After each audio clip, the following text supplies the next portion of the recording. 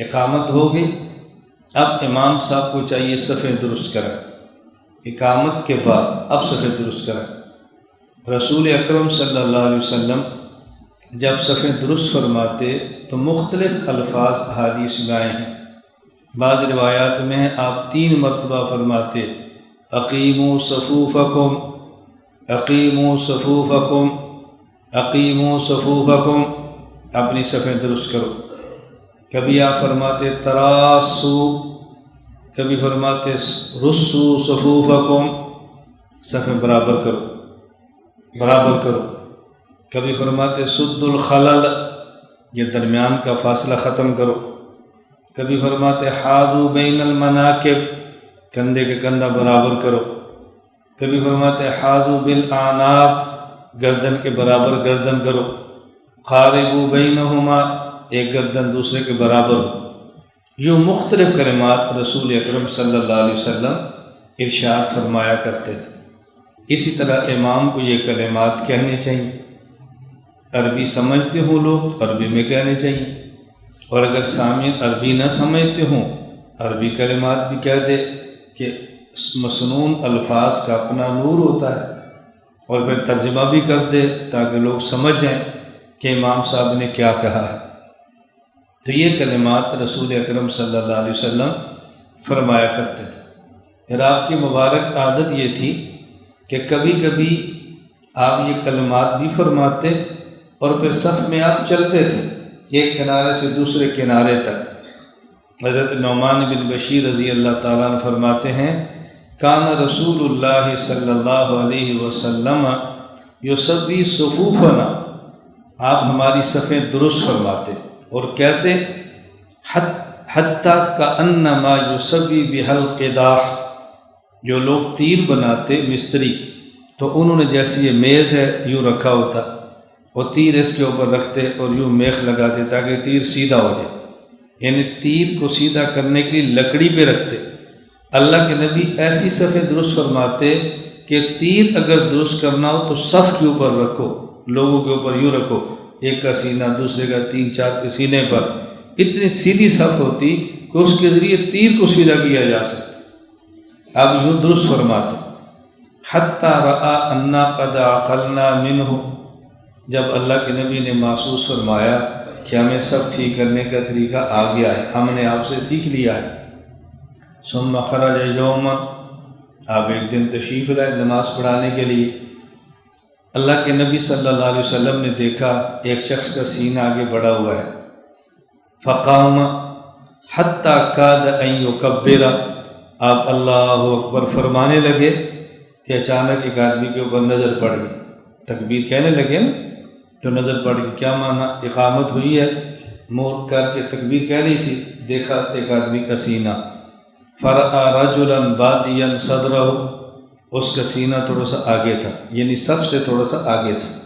یہ مطلب نہیں کہ برابر تھا اور سینہ آگے تھا، ایک آدمی صف میں برابر ہے اور پیٹ اس کا بڑا ہے صف سے نکلا، یہ معنی نہیں، وہ تھوڑا سا صف سے آگے تھا۔ فرأى رجلا بادیا صدرہ من الصف فقال عباد اللہ، فرمایا او لوگو بات سنو، الا تصوون صفوفکم، اپنی صفیں درست کیا کرو، او لیخالفن اللہ بین وجوہکم، او لیخالفن اللہ بین وجوہکم، کہ ایسا نہ ہو کہ اللہ تعالیٰ تمہارے چہروں کو بدل دے، صفیں درست فرماؤ۔ تو آپ نے یوں فرمایا، کبھی زبان سے جملہ فرمایا اور کبھی عمل سے۔ ایک روایت میں ہے کان رسول اللہ صلی اللہ علیہ وسلم یتخلل الصف من ناحیہ، آپ یوں ایک طرف سے صف میں داخل ہوئے اور یوں آپ نے چلنا شروع کیا، اور پھر کیا فرماتے یمسح صدورنا ومناکبنا، اللہ کے نبی ہمارے کندھے پر ہاتھ رکھتے، سینے پر ہاتھ رکھتے، بھئی کندھا ایسے کرو، ساتھ ہو جاؤ، یہ تھوڑا سا پیچھے ہو جاؤ، یوں کندھے پر ہاتھ رکھنا، کندھے سے ملاتے، تھوڑا سا یوں کرتے، اللہ کے نبی یوں صف درست فرماتے، اور پھر زبان سے فرماتے لا تختلفوا فتختلف قلوبکم، صفیں سیدھی رکھا کرو، صف اگر ٹیڑھی ہوئی تمہارے دل ٹیڑھے ہو جائیں گے۔ یوں اللہ کے نبی صلی اللہ علیہ وسلم اہتمام فرماتے تھے۔ اب جو لوگ نماز کے لیے کھڑے ہوتے ہیں ان کو اس بات کا خیال کرنا چاہیے کہ یوں کھڑے ہوں کہ ان کا جو پاؤں ہے دونوں پاؤں کے درمیان فاصلہ نہ بہت کم ہو نہ بہت زیادہ ہو۔ فاصلہ ان دونوں کے پاؤں کے درمیان کتنا ہونا چاہیے؟ حضرت عبداللہ بن عمر رضی اللہ تعالی عنہما کا مبارک عمل یہ تھا، وَكَانَ ابْنُ عُمَرَ لَا يُفَرِّجُ بَيْنَ قَدَمَيْهِ، اپنے پاؤں کے درمیان زیادہ فاصلہ نہیں رکھتے تھے، کھولتے نہیں تھے۔ وَلَا يَمُسُّ إِحْدَاهُمَا بِالْأُخْرَى، نہ ہی ایک پاؤں کو دوسرے پاؤں سے ملاتے تھے۔ وَلَكِنْ بَيْنَ ذَلِكَ، بس درمیانہ راستہ اختیار کرتے، لَا يُقَارِبُ وَلَا يُبَاعِدُ، نہ بہت قریب کرتے نہ بہت زیادہ فاصلہ کرتے۔ اور یہ عبداللہ بن عمر کا معمول تھا۔ مسئلہ کیا ہے؟ ندب تفریح القدمین، بہتر یہ ہے کہ دو پاؤں کے درمیان فاصلہ رکھے۔ کتنا؟ بِأَن يَكُونَ الْمُصَلِّي بِحَالَةٍ مُتَوَسِّطَةٍ فِي الْقِيَامِ، کہ نماز پڑھنے والا درمیانی حالت میں کھڑا ہو۔ کس طرح؟ بحیث لا یضمہما ولا یفرجہما کثیرا، نہ تو بالکل ملائے اور نہ فاصلہ زیادہ رکھے۔ بعض فقہا نے کہا کہ اپنی طبیعت کے مطابق جتنا آسانی ہو بس یوں رکھ لے۔ بعض فقہا نے اس کی مقدار 4 انگلیاں بتائی ہیں۔ یہ 4 انگلیاں ضروری نہیں ہیں، یہ اندازہ بتایا کہ مثلا جیسے 4 انگلیاں ہوتی ہیں۔ پاؤں کے درمیان ہم اہل السنت والجماعت احناف دیوبند جو فاصلہ رکھتے ہیں، اس کی دلیل قرآن کریم سے سماعت فرمائیں۔ قرآن کریم میں ہے وَاتَّخِذُوا مِن مَّقَامِ إِبْرَاهِيمَ مُصَلًّى، کہ جب تم طواف کر لو تو مقام ابراہیم کو مصلی بناؤ۔ وَاتَّخِذُوا مِن مَّقَامِ إِبْرَاهِيمَ مُصَلًّى، مقام ابراہیم کو مصلی بناؤ، یعنی مقام ابراہیم پر کھڑے ہو کے نماز پڑھو۔ اب مقام ابراہیم پر تو کھڑے ہو کر پڑھ نہیں سکتے کیونکہ وہ شیشے میں بند ہے، اور بند نہ بھی ہو تو اتنے لوگ عمرے حج والے اس پر کھڑے ہو کے کیسے پڑھیں گے؟ اس لیے اب مسئلہ ہے کہ اس کے قریب مطاف میں، نئی جگہ تھوڑا اور دور ہو جائے، نئی جگہ تھوڑا اور دو جگہ، بس جتنا قریب اس کے آپ پڑھ سکتے ہیں پڑھیں۔ اصل مسئلہ ہے کہ مقام ابراہیم پر کھڑے ہو کے، اب مقام ابراہیم پر اگر کھڑے ہو کے آدمی نماز پڑھے، اس مقام ابراہیم اس پتھر کا نام ہے جس پر ابراہیم علیہ السلام کھڑے ہوتے اور پتھر خود بہت اوپر جاتا، اور آپ کعبے کی دیوار پر پتھر رکھتے، پھر نیچے آتا، پھر پتھر اٹھاتے کھڑے ہوتے، پھر وہ اوپر جاتا تو آپ وہاں پہ رکھتے۔ جیسے آج کے دور میں لفٹ ہے، وہ قدرت نے کام لیے۔ ابراہیم علیہ السلام نے اس پر پاؤں رکھے تو آپ کے نشان پڑے ہوئے، ان کے درمیان جو فاصلہ ہے نا وہ اتنا ہی فاصلہ ہے جتنا احناف فاصلہ کرتے ہیں۔ تو پاؤں کے درمیان فاصلے کی مقدار یہ ہماری دلیل قرآن کریم سے، اتنا فاصلہ رکھے۔ یہ جو آج غلط فہمی چلی ہے کہ لوگ پاؤں کو کھول لیتے ہیں اور دوسرے کے پاؤں کے ساتھ پاؤں ملاتے ہیں، ان کو غلط فہمی ایک حدیث سے لگی ہے۔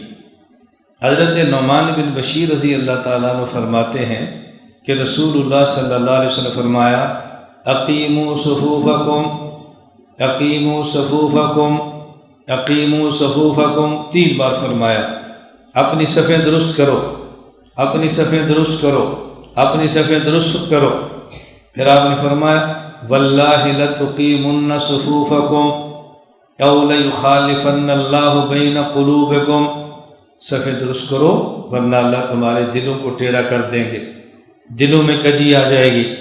جب یہ آپ نے بات فرمائی تو حضرت نعمان بن بشیر کہتے ہیں فرأیت الرجل، اس کے بعد میں نے دیکھا یلزق منکبہ بمنکب صاحبہ، صحابہ ایسے نماز پڑھتے جو ان کا ترجمہ میں وہ کر رہا ہوں، غلط فہمی جیسے ہوتی ہے کہ کندھے کے ساتھ کندھا ملا لیتے، وَرُكْبَتَهُ بِرُكْبَتِ صَاحِبِهِ، اور وہ گھٹنے کے ساتھ گھٹنا ملا لیتے، وَقَابَهُ بِقَابِ صَاحِبِهِ، اور ٹخنے کے ساتھ ٹخنا ملا لیتے۔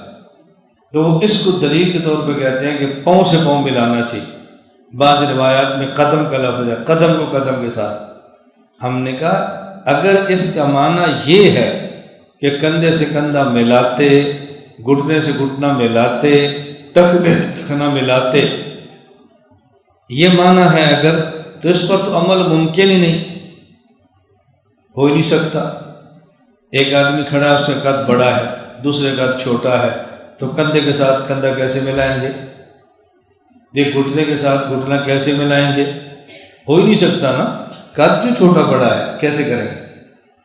اور اسی طرح اگر یہ ٹخنے کے ساتھ ٹخنا ملائیں تو صف بندی ہو ہی نہیں سکتی۔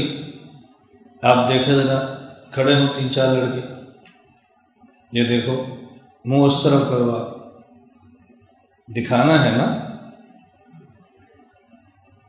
برابر کرو سب کو، ٹخنے سے ٹخنا ملاؤ، پاؤں کھولو بیٹا، پاؤں کھولو، ٹخنے سے ٹخنا ملاؤ، دیکھو ٹخنے سے ٹخنا ملانے کے لیے آپ کو یوں کرنا پڑے گا نا، پاؤں کو تب ٹخنا ملے گا نا، سیدھا رکھیں گے ٹخنے سے ٹخنا کیسے ملے گا؟ بیٹھ جاؤ۔ اب دیکھو یہ مشکل ہو گیا نا، آپ کھڑے ہو، یہ لڑکا چھوٹا، کیا نام ہے، کھڑے ہو، مفتی صاحب آپ کھڑے ہو، ادھر آؤ، آپ دونوں کھڑے ہو،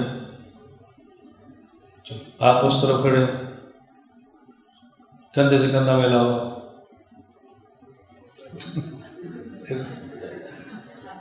کندھے سے کندھا کیسے ملائیں گے؟ بیٹھ جائیں۔ اب اگر اس حدیث کا یہ معنی ہو کہ کندھے سے کندھا ملانا ہے، مذاق بن جائے گا، ٹخنے سے ٹخنا ملاؤ، مشکل پیش آئے گا۔ قربان جائیں امام اعظم ابو حنیفہ نعمان بن ثابت رحمہ اللہ تعالی، احادیث کی ایسے تشریح فرماتے کہ امت کے لیے عمل کرنا بہت آسان ہو جاتا۔ اس لیے ہمارے یہاں تشریح کیا ہے؟ اس طرح کھڑے ہو جو کہ کندھا کندھے کے برابر ہو، گھٹنا گھٹنے کے برابر ہو، ٹخنا ٹخنے کے برابر ہو، تاکہ صف بالکل سیدھی ہو جائے۔ خلاصہ کیا ہوا؟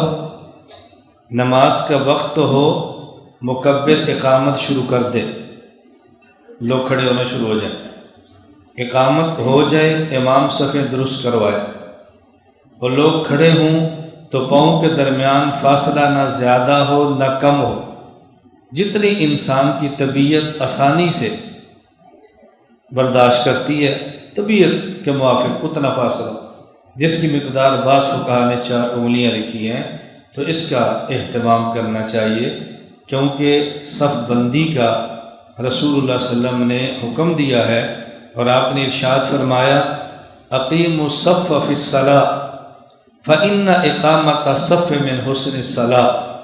یہ نماز کی خوبی ہے کہ صف آپ درست کرو، سووا صفوفکم، اپنی صفیں درست کرو، کیوں؟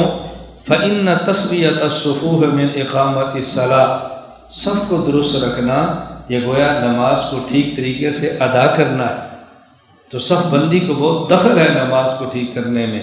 اللہ تعالی ہم سب کو سنت کے مطابق نماز ادا کرنے کی توفیق عطا فرمائے۔